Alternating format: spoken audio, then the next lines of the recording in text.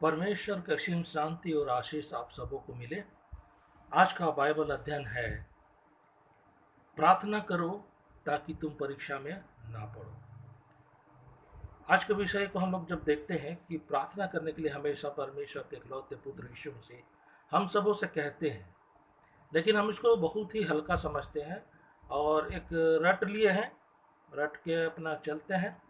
और बाइबल को तो हम लोग कहानी किताब समझ लिए हैं और कभी यदा कदा इधर उधर से कुछ कहानी पढ़ लेते हैं और सोचते हैं कि हमने बाइबल पढ़ लिया है। और कभी कभी चर्च भी चले जाते हैं, वहाँ पर भी हम लोग 1 घंटा बैठ करके समय बिता करके चले आते हैं और जो मूल आत्मा है इस बाइबल का, परमेश्वर का वचन, उसको हम लोग ग्रहण नहीं कर पाते। आज हम लोग जानेंगे कि क्यों परमेश्वर का इकलौता पुत्र आपसे प्रार्थना करते और जागते रहने के लिए कहता था। उत्पत्ति की पुस्तक में हम लोग जब पढ़ेंगे 3 अध्याय, उसका 4 से 5, 1 से लेकर के 4 से 5 तक में हम लोग जब देखते हैं तो वहाँ पे शैतान जो है, शैतान नहीं कहेंगे, सर्प जो है, धूर्त जो सर्प था, सांप, वो आदम हवा से कहता है, सॉरी, कि क्या परमेश्वर तुम लोगों को इस वाटिका का फल खाने के लिए मना किया है। तो हवा बोलती है कि सब फल खा सकते हैं, परंतु बीचों बीच जो फल लगा हुआ है, जो वृक्ष का फल, उसको हम लोग को मना किया है खाने के लिए, क्योंकि हम लोग अगर खाएंगे तो मर जाएंगे। तो सांप जो है वहाँ पे उनको समझाता है कि तुम निश्चित नहीं मरोगे, यानी कि कहता है कि तुम मरेगा ही नहीं। परमेश्वर को मालूम है कि तुम लोग जिस दिन खा लेगा तो तुम में भले और बुरे का ज्ञान आ जाएगा और तुम परमेश्वर के तुल्य हो जाओगे। अब ये बात बताइए कि शैतान उस समय झूठ बोल रहा था, सॉरी, शैतान मैं बार बार बोल रहा हूँ, सांप जो है वहां पे भरमाने वाला सांप, वो सच बोल रहा था या झूठ बोल रहा था? जाहिर है कि वो सच बोल रहा था, झूठ नहीं बोल रहा था।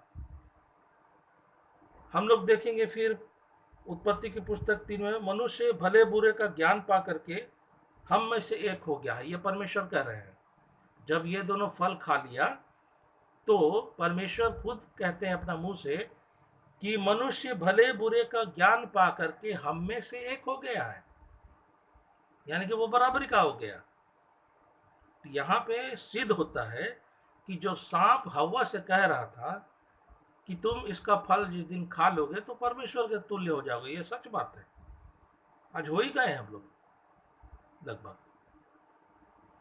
तो इस वचन से मैं शिक्षा यह देना चाहता हूं कि शैतान या सर्प जो है आज भी आपको बहुत सारे सच सच बात बोलता है और बहुत अच्छी अच्छी बातें बोलता है, लेकिन आपको परीक्षा में नहीं रहने की वजह से, जागते हुए नहीं रहने की वजह से, आप उस सत्य को सत्य मान करके परमेश्वर की आज्ञा का उल्लंघन कर बैठते हैं।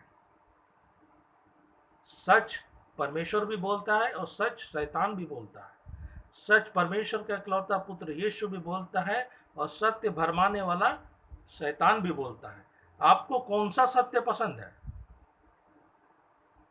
अगर आपको शैतान का सब सत्य पसंद है तो फिर ठीक है, आप शैतान के पुजारी हो गए, बहुत अच्छी बात। और यदि परमेश्वर के इकलौते पुत्र के सत्य का आपको अगर पालन करना है तो उसके लिए तो थोड़ा मेहनत करना पड़ेगा। अब देखिए, जो शैतान है, जब यीशु मसीह 40 दिन उपवास प्रार्थना करने के बाद, बपतिस्मा के बाद, वो उससे परीक्षा लेता है और उस परीक्षा के समय में 3 परीक्षा जो मुख्य वहां पर दिया गया है, वो तीनों मुख्य परीक्षाओं में जो शैतान उच्चारित करता है वो सारी बातें सत्य है और ये सारी बातें व्यवस्था से ली गई है, धर्म की पुस्तकों से ली गई है, परमेश्वर की बातों में से ही ली गई है और वो सत्य बात है। तो क्या यीशु मसीह उस सत्य को माना या वो माना जो परमेश्वर का आज्ञा है? कौन से सत्य को माना? सत्य शैतान भी बोलता है, सत्य परमेश्वर भी बोलते हैं, लेकिन आपको कौन सा सत्य मानना है? ज्यादातर मसीही, ज्यादातर उत्साही मसीही, ज्यादातर उत्साही पास्टर, ज्यादातर उत्साही प्रचारक शैतान की बात को मानते हैं। अब एक छोटा सा उदाहरण देखिए। अभी कुछ दिनों से लॉकडाउन चल रहा है जिसमें ये पूरी दुनिया जानती है कि ये जो बीमारी अभी वर्तमान में है, ये एक दूसरे से संपर्क में आने से फैलता है या संक्रमित लोगों के संपर्क में आने से फैलता है। अब हम ये नहीं जानते हैं कि संक्रमित आदमी कौन है। किसी के माथा पे नहीं लिखा हुआ है कि ये संक्रमित आदमी है। और ये जो संक्रमण है, कोरोना संक्रमण, ये लगभग अपने स्थिति में, प्रौढ़ स्थिति में आने में कम से कम 14 दिन समय लगता है। तो सरकार ने कहा, पूरे दुनिया ने कहा कि हम एक दूसरे से सोशल डिस्टेंसिंग रखें। अब शैतान आपको समझाता है कि नहीं भाई, भूखे लोगों को खिलाना है, वचन में बोला है। नंगे लोगों को मदद करना है, वचन में बोला है। और हम निकल पड़ते हैं झोला में कुछ चावल, दाल, आटा, प्याज लेकर के। ये मसीह सेवकों के बारे में विशेष में बता रहा हूं,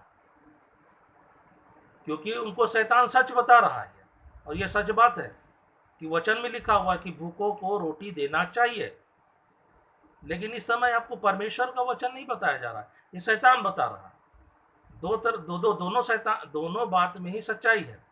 शैतान भी सच बोलता है और परमेश्वर भी सच बोलता है। तो सच आपको कौन सा ग्रहण करना है? शैतान का सच ग्रहण करना है या परमेश्वर का सत्य ग्रहण करना है?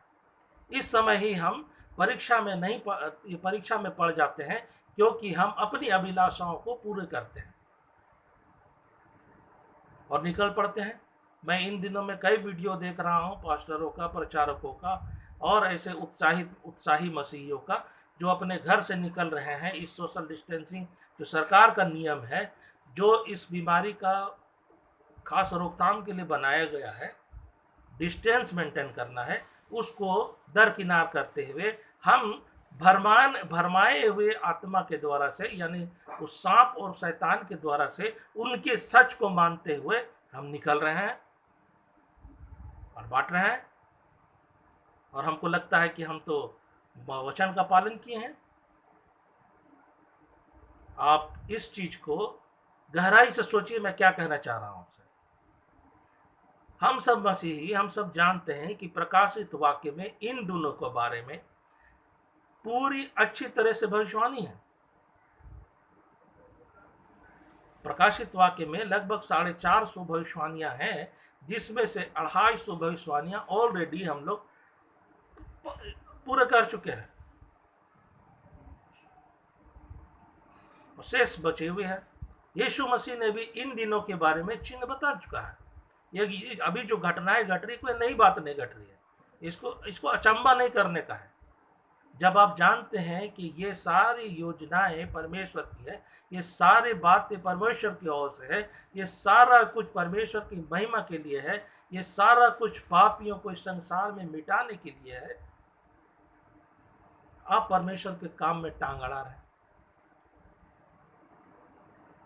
जब तक हम बुरी परिस्थितियों से नहीं होके गुजरेंगे, जब तक हम भूख और प्यास से नहीं गुजरेंगे, तब तक हम अपने आपे में नहीं आएंगे। ये दृष्टांत भी है, उड़ाव पुत्र का दृष्टांत आप देखिए। बहुत धनी था, अपना धन लेकर के चला गया, उड़ाया, और जब तक वो भूखा प्यासा, और यहां तक भूखा प्यासा रहा कि सुअरों का खाना खाने के लिए मजबूर हो गया, तब जाकर के लिखता है कि वो अपने आपे में आया और उसने कहा कि मैं अपने पिता के घर लौटूंगा। आज आप भी हवा बन जाते हैं, आप भी आदम बन जाते हैं और कहते हैं कि हम परमेश्वर के लोग हैं। खुद तो ऐसा काम करते ही हैं और दूसरों को समझाते भी हैं। इस चीज को समझिए, आप प्रार्थना कीजिए। ये जो कुछ भी हो रहा है, इसको सहने के लिए प्रार्थना कीजिए। अपने आप को पश्चाताप के द्वारा से शून्य बनाने की कोशिश कीजिए। अब परमेश्वर के कामों में टंगड़ी मत अड़ाइए। आपको सच अच्छा लगता है तो परमेश्वर का सच को मानिए, आप शैतान के सच को मत मानिए। आज के इस बाइबल अध्ययन में मैं आपको 2 बातें बताना चाहता हूं। पहला, कि सत्य से प्रीति रखो, लेकिन परमेश्वर के सत्य से प्रीति रखो, भरमाने वाले के सत्य से प्रीति मत रखो। दूसरा, कि जितना अधिक हो सके इन दिनों में पश्चाताप और प्रार्थना करिए। और जो कुछ हो रहा है ये कोई नई बात नहीं हो रही है, इसे परमेश्वर की इच्छा और आज्ञा समझ करके आप कीजिए। अपने अपने घरों में रहिए और अधिक से अधिक बाइबल पढ़िए। इस समय आपको शुद्ध वचन मिलेगा, अभी इस समय भड़काने वाला कोई नहीं है, क्योंकि जब आप अकेले रहेंगे तो आपको अपने आप से बात करने का बहुत ज़्यादा अवसर मिलेगा। क्योंकि यीशु मसीह ने भी बताया था, पर तू अपने पिता से जब बात करेगा, प्रार्थना करेगा, तो अपने कोठरी में जा और एकांत में जा, द्वार बंद कर, और जो तेरा पिता जो गुप्त में है तू उससे बातें कर, वो तुझसे सुनेगा। ये समय मिला था, परमेश्वर आपको इन 40 दिनों में बात करने देना चाहता था, आपसे बात करना चाहता था। आप क्या कर रहे? दरवाजा खोल कर बाहर जा रहे हैं और लोगों को भी सिखा रहे हैं। बाइबल पढ़िए, वचन अध्ययन कीजिए, और जहां तक हो अधिक से अधिक परमेश्वर के संपर्क में रहिए, उनके शुद्ध वचनों को समझने की कोशिश। इन वचनों के द्वारा से, आज के बाइबल अध्ययन से परमेश्वर आपको असीम आनंद और शांति प्रदान करें। धन्यवाद।